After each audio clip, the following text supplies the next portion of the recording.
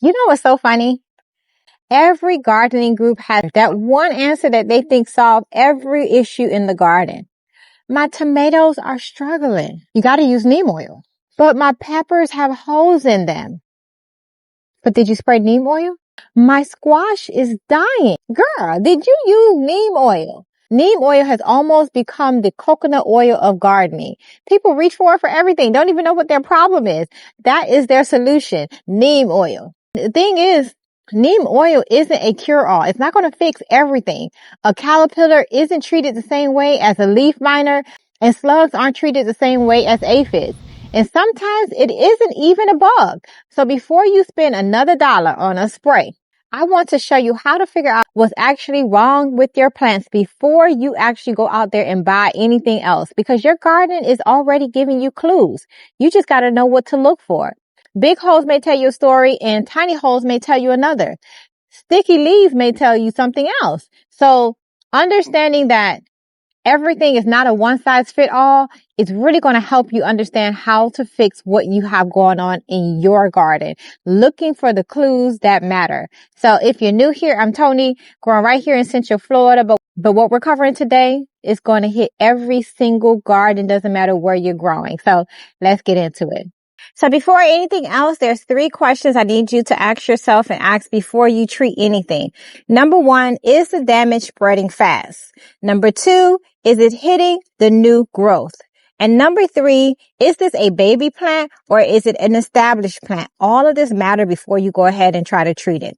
Because a few true leaves on a big healthy plant, let it ride. There's a lot of bugs out there doing a lot of work that we need. So don't try to fix every single issue. You may make the situation worse. But if every new leaf gets eaten as fast as it opens, or a seedling is losing leaves it cannot afford to lose, that's when you step in. So make sure you keep that in mind as we go through these different ways to identify what's going on in your garden. So your first clue is that you're seeing big holes in the middle of your leaf or on the edge, like that. Somebody took a bite of your plant, and that's typically caterpillars, grasshoppers, or katydids. So the way you narrow it down is caterpillars leave evidence. So you'll typically find little black or green droppings on the leaf below the damage. That's caterpillar poop. It means that that thing is really close by. Follow the poop and you'll find your issue. Now, if you have tomatoes and your whole branch has disappeared, that's hornworms. Guys, that caterpillar could be the size of your finger, but you can't see it because it blends in so well. If you really want to find them, you can get a cheap UV flashlight, the ones that y'all use at the hotels, and then you go after dark, shine it on a plant, and those hornworms will glow. So it saves you a lot of time trying to find them during the day because they blend in so well. How do you get rid of them? I'm gonna tell y'all one thing. I don't touch a bug. I am not that gardener. I will cut the plants, big, small, I don't care. I ain't touching it. And I am not flicking the bug because I'm basically giving a free ride to the next plant. That ain't gonna work. I snip that whole leaf off. Sometimes the entire doggone plant gotta go.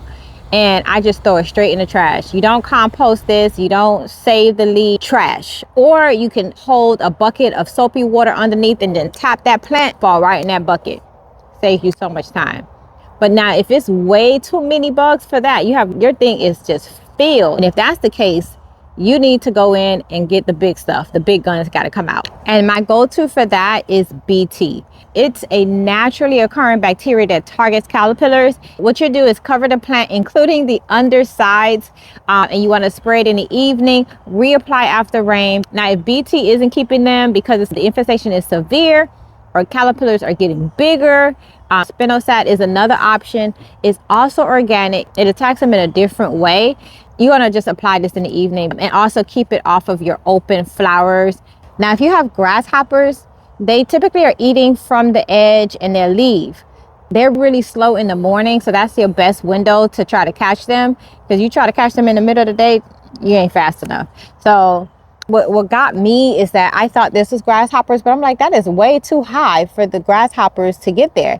So if you have pigeon peas like this, and notice little half moon cuts along the edges of the leaves, please don't panic. That is most likely a leaf cutter bee It is not eating your plant. It is cutting pieces of the leaves to help build its nest. It may look dramatic, but it's usually harmless, and your pitcher peas will keep growing just fine. Just leave these little pollinators alone. They are not going to cause too much damage on your leaves. Your leaves will grow just fine. Yeah, I hide in here somewhere. Now, number 2, if your leaves look like somebody took a tiny hole punch to them, you're dealing with something very small. They typically are flea beetles or tiny dark beetles that jumps the second you disturb that plant. Or they can be baby caterpillars before they're big enough to chew big old chunks. The best way you can do that is get close to the plant, and if you start seeing things jumping, that's flea beetle. But if you see tiny droppings or little worms near the leaves, you have a caterpillar issue, and we already went over that. So for flea beetles, because these little things can strip a small seedling before it has time to recover, if it's getting bad, the best thing you can do is add row covers. The other thing that we did before is put yellow sticky cards down really close to the leaves, because flea beetles stay near the plant, not up in the air. Now, if the sticky cards are still not working, you can also use spinosad for this. They're labeled for flea beetles. You just spray them in the evening, or you can also plant some radishes nearby as a trap crop, because flea beetles usually go straight for the radish leaves first. Just keep them managed over there too. Look at that nonsense. Oh my goodness. Not every pest is going to chew your leaves. Sometimes the leaves are sticky, or they're shiny, or you're seeing black mold, or it's covered in ants. Don't chase the ants, because they came for the mess that another pest left behind. You want to flip those leaves. It's typically aphids or whiteflies underneath, and what they leave behind is honeydew. It is aphids waste basically, and that's what the ants came for. Aphids, the best way you can deal with this is spray underneath the leaves, not the top. You want to blast them with insecticidal soap. It has to touch the bug. You can, or I do, a hard blast of water early in the morning consistently really will help get rid of aphids. Now, if your plant is covered with them, guys, just chop that leaf, cut that thing down, throw it out. So the thing that you typically mess up when you're trying to get rid of pests is that you spray the top of the leaves. That ain't doing nothing. The bugs are underneath. The insecticidal soap has to touch the bugs directly. When you do that, you just go back and check in about 2 days, because eggs hatch and they start the cycle all over again. So one time is not going to get rid of anything. So number 4 is seeing white squiggly lines on your leaves. I see them a lot on my citrus. I'm not gonna lie, there's a lot that still have them. White or tan squiggly lines running through that leaf, those are leaf miners. The bug isn't on the leaf, they are inside tunneling between layers. That's why you spraying the outside does nothing for them. This is the one pest where the only way you're going to get rid of them is cutting the damaged leaves, putting them things right in the trash, not the compost pile, the trash. Because the larva can't finish growing in the trash. So if it's showing up on every new leaf, that's where you got to check every few days to make sure you keep cutting them before they mature and lay more eggs. You can use yellow sticky cards to catch some of the adult flies, but that's not going to fix what's already inside the leaf. So you have to stick with it and keep cutting it down. So guys, if you shake the whole plant and it's like a white cloud puff out there, that is white flies. Sprays ain't going to do nothing for them. The best way you can deal with this is you get rid of the adults and the young ones today. What works for them is soap or horticulture oil, and you apply that on the back of the leaves, and then you reapply it after 5 days, and then again, just follow the label that you're using, and that typically helps get rid of that. The other thing you can use is the yellow sticky traps. And white flies are drawn to yellow for some reason, and the traps catch the adults, and you just want to keep replacing as it fills up. So for white flies, neem oil does actually help with this one, but one application is not going to do anything. The biggest issue we have with neem oil, you have to apply it on a schedule and be consistent with it. One time, nothing. Your leaves look fine, but your tomatoes don't. So plants that look healthy, but let's say your tomatoes have yellow spots or cloudy patches or dimples, stop looking at the leaves. Look at the fruit. The leaf, that's going to tell you if you have leaf-footed bugs or stink bugs. They don't chew. They pierce through fruit with a needle mouth and feed from the inside. That's why your leaves will stay pretty while your fruit is getting ruined. So you want to go out early in the morning when they are slow. And no, I'm not picking these things either. You just hold a bucket of soapy water underneath that branch, tap it, and drop straight in there. You'll never got to touch it. And then they're not going to come back. So while you are out there, make sure you just flip over the leaves and make sure they're not laying eggs in these neat little rows along the stem and the vines. Find a row of eggs. Cut that leaf off. And you'll stop the whole next generation with that just one snip. Look at this. Look at that. Eating up. Y'all see that? So this one may get you because not all of us like to go in the garden at night. And if that's you, that's when your bugs are attacking the most. So plants that look fine yesterday and then the next day they look like it's been half eaten in the morning, that means you have slugs, snails that feed after dark. During the day, they hide anywhere that is cool or damp underneath mulch, pots, boards, thick leaves. So the best way that you can catch them, guys, you got to actually go at night. I'm so sorry to say. So grab a flashlight after dark and look at that exact plant. If you start to see slime trails, that's your answer. You have a slug issue. But if you really want to catch them and you don't want to go at night, you can lay a piece of damp rolled up newspaper or cardboard near the plant at night. By morning, they'll be tucked somewhere in there, hiding. So what I have heard work if you really got a slug issue is iron phosphate bait. It is the safest option that is labeled for edible gardens when you actually follow the label. I haven't had to use them. I don't really see any slug issues in our garden, but most people swear by them. Just make sure you read the bag. The best way to get rid of slugs is take away their hiding spots. You can pull the mulch back from any seedlings that you have. You can flip pots and boards over, give them nowhere to hide, and it should bring them out. Also, I know a lot of you guys swear by this beer trap thing because the internet said it works. So beer trap catches slugs. They do not stop them. And if you're using coffee grounds and eggshells, they're going to go right over there. So the best prevention with slugs, if you're dealing with slugs, is stop watering in the evening. If you switch it and start watering during the day, it helps the soil dries out. Slugs come out at night because you're giving them that little slippery walkway. They need the water to slide through. So get rid of that and it slows down your slug issue. Or you can use diatomaceous earth. That works as well. Again, you just got to be consistent. The best way is to just make sure you don't have pile of mulch against any of your plants. You can put mulch, but don't pile them against the plants. You're just giving them a hiding spot to eat at night. Look at that.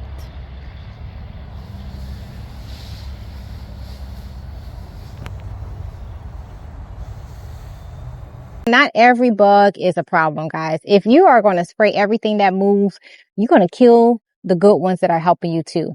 For instance, ladybug babies look nothing like a ladybug. They're long, they're dark, they're kind of ugly, honestly. And people kill them all the time thinking they found their pests. Those little guys were eating aphids for free. You didn't have to do nothing. They was working for you. Or same as the lacewing larvae. They're ugly too, but they're the best helpers you can have in your garden. Spiders too. I know, I'd be getting caught up with them in the morning. Leave them alone because they make these beautiful webs and they will catch all of those little bugs for you for free. Let nature do some of the work for you. A healthy garden has insects. The goal is enough good ones to keep out the bad ones. Sometimes the best will move in. If you don't look at your garden for a few days, that's when you need to step in, and it's okay. So there's a lot of ways to uncover that not every issue is a bug. And if you can't figure it out, I have a whole video on how to uncover what's happening with your plants. Put it in the description below. Oh, this one, guys, this one, I have to mention it because I've been getting a lot of comments about it is if your squash plant was beautiful yesterday and it collapsed today, And there's stuff that looks like it's wet sawdust at the base of the stem. That is a squash vine borer. It is not a leaf eater. It is inside the stem. There's a few ways you can try to get rid of it. A lot of people stick a needle in there. You can push the bug out. It's so gross to me. The other way is you can mound soil over the stem along the vine. Squash will grow new roots wherever the stem touches the soil. So even if the borers killed the base, then you already have another plant that's back up. You can wrap the bottom a few inches of the stem with foil or strap of row cover early in the season so the moth has nowhere to lay their eggs in the first place. That's going to help you reduce any issues with your squash. Not any, most of the issues you see with your squash plant. Guys, if you're growing food, something's going to want to eat it too. The goal isn't zero bugs. It's catching the problem early enough that you still get enough harvest for your family to eat. I still lose leaves. I lose a lot of my plants. Every gardener does. And if they say they haven't, they lying. What clue you found in your garden, whether it's big holes, tiny holes, sticky leaves, let me know what's happening in your garden. And did this video actually help you? Put it in the comments below. And if you are in Florida, my husband created a beginner guide. You can find it on members.growfitflorida.com. He'd be very proud that I remembered that. Members.growfitflorida.com help you identify what's going on in your garden, help you actually get food on your table, guys, because isn't that the goal? I'm hungry. All right, thanks for watching. Don't forget to like and subscribe for more. Until next time. Oh, you stay here? Since you stayed around, let me tell you about one plant in your garden that you're actually supposed to let the caterpillars eat. If you have a passion fruit vine, like I have behind me, or you have incense, maypop, or any of them, one day you're going to walk outside and find it covered with spiky orange caterpillars. I'm talking your leaves are eaten down to almost nothing. And your first instinct is to panic, to spray, to chop the whole thing down or flick them off. But this is the one time I'm going to tell you to relax, because passion fruit vine is doing exactly what it's supposed to do.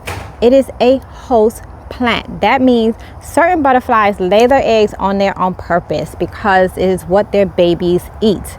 And down here in Florida, zebra longwings are our state butterflies. So those hungry little caterpillars stripping your vines, they need to be there. They are not pests, they are butterflies in progress. So the part that I also want to make sure that you understand, if your vine is healthy and it's established, guys, let them eat. A mature vine can be stripped down to pretty much nothing and it will bounce right back. So if your vine is still young or newly planted or already struggling, that's a different story, guys. A tiny vine may not have enough energy stored to survive being completely eaten down. So in this case, you can protect it until it gets established. You can use some type of netting or move some of the caterpillars to a larger passion fruit vine, or simply just keep a closer eye on this and see how much of the leaf is left. So one tip, if you're planting one on purpose, your goal is helping butterflies. Plant a native passion fruit like maypop. You can grab them from a native nursery. It's one of their natural host plants here in Florida. Some ornamental hybrids can be less suitable for caterpillars, so the native vine is your safest bet if you're planting specifically for wildlife. So get the right vine, let it establish, and now you're going to be filled with free pollinators in your garden. I love seeing when the butterflies finally come out. So I know that was a twist, because the whole video I taught you how to figure out what you have, what's eating your plant, and how to get rid of them. But this one, I have to tell you guys, sometimes some things are best left alone, and this one is one of them. All right, now go check your garden and keep your pesticides away from that passion fruit. Until next time, thanks for watching. Don't forget to like and subscribe.